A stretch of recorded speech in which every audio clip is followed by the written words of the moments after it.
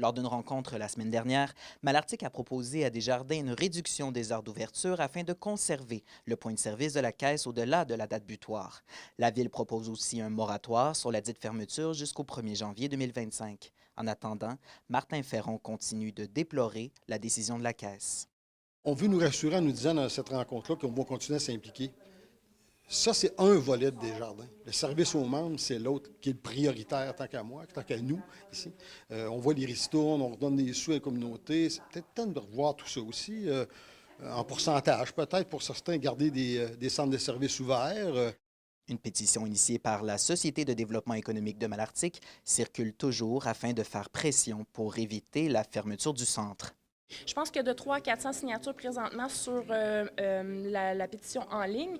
Et pour la pétition papier, là, je ne serais pas étonnée qu'on soit à 200 aussi, 250 signatures. Les Malarticois rencontrés aujourd'hui déplorent la fermeture de leur point de service. Pour tout le monde de Malartic, Rivière-Évo, Cadillac, tous les environs, puis ils aimeraient tous que ça reste ouvert. Je comprends leur point de vue, mais nous autres, ben, on s'arrange avec ce qu'on a. On a perdu la Banque canadienne nationale.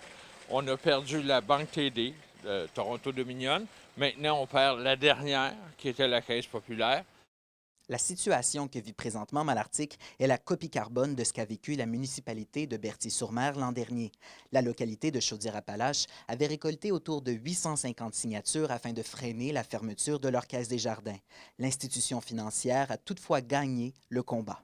C'est le même combat, c'est David contre Goliath. C'est vraiment de se battre. On est des petites municipalités.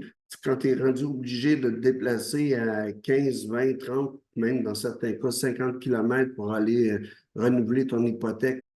D'ici à la fermeture du centre de service fixé au 21 juin, la Ville de Malartic invite les gens à se rendre sur le site web de la Caisse de l'Est de l'Abitibi afin de faire entendre leur mécontentement. Félix Blaquière, RNC Nouvelles, Malartic.